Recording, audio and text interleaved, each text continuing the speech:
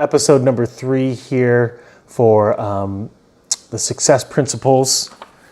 Again, going through this book, the application of it. So number 1 is I took time to go through the exercise of doing the list of 30. So it's a list of 30 things that you want to do, 30 things that you want to have, and then 30 things that you want to do before you die. And so as you're going through the exercise, what you realize is that after a while of all the stuff, you start wanting qualities and experiences and memories, and not just stuff. So let me give you a list of some of the stuff that I wrote down, because I think that's the part of the journaling here. So things that I want to be the best husband to my wife. I want to cherish her every moment. I want to inspire my children. I want to be best friends with my children. I want to have family vacations in Hawaii, the Marshall Islands, England, Australia, France, Iceland, Brazil. I want to go to the World Cup. I want to take the family to a Packers game. I want to go take them to the Super Bowl. Also, I want to be fluent in Spanish, Marshallese, these aren't in order, Korean, Mandarin, Hindi, Arabic, Malay, Russian, Bengali, Portuguese, French, and Japanese. So for number 1 is I looked at the top 10 languages and I was like, hey, I should know some of them. I do know a little bit of Spanish. I know English. I know Filipino or Tagalog. And so I want to, of course, stay fluent in the ones that I'm fluent in. And so you think about all the time that you have, and a lot of times we overestimate what we can do in a year, but we completely underestimate what we can accomplish in 5 or 10 years. And then speak with over, one of my things is I want to speak to over 20,000 people at Madison Square Garden. I don't know, I just do. I want to write a New York Times best-selling book, just to say I can. I want to travel internationally to the point that in your passport, you need an addition because you have so many stamps by going to so many countries that they have to give you an addition. I want to get my CDL. I want to be able to know how to drive a 18-wheeler. I think that's important to know.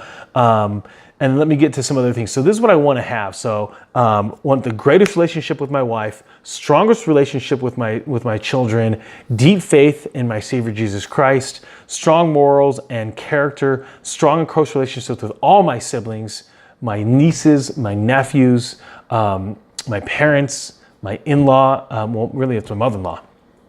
And I want to have a love for others and a desire to help them grow. I want that to continue throughout my life. I want to have a desire to love God and fellow man. I want to have perfect health and strength.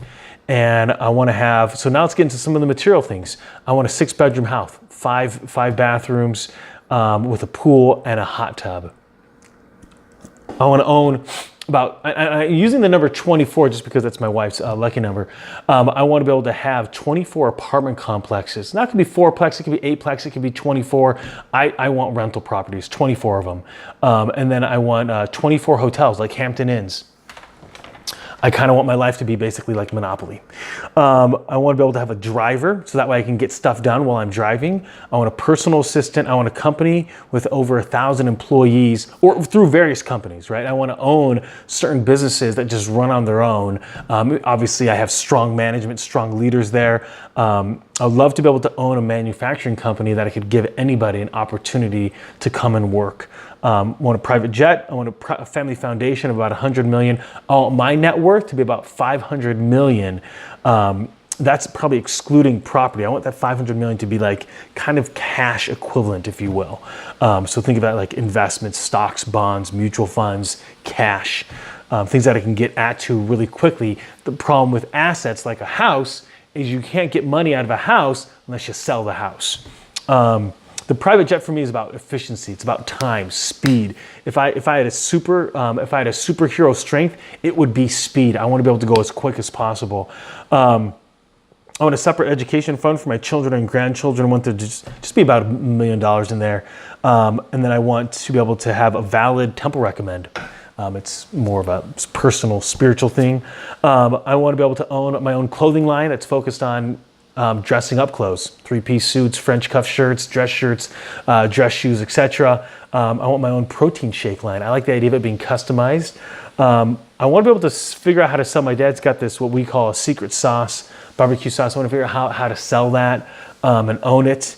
And then I want a completely covered auto dealership, because basically the way cars are sold right now, because they're sitting out in the environments, they're basically shelf units and they're being sold as like new. No, if it's getting rained on, if it's getting snowed on, that is not a new car. I want a solar farm, 100-acre farm, 12 months of food storage, vlogs and books as a legacy to my children and grandchildren.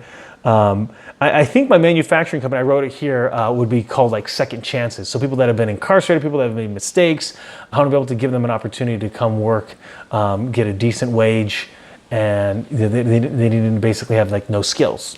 In my mind, it'd be like owning, they make screws or nails or matches, something along those lines. And I want to be able to make sure that I have whatever is needed to handle life's successes and life's struggles. And finally, I want a movie that's recapping my life, mainly focused on fatherhood. So those are some of the things that I wrote down for episode 3. Let's go to episode 4.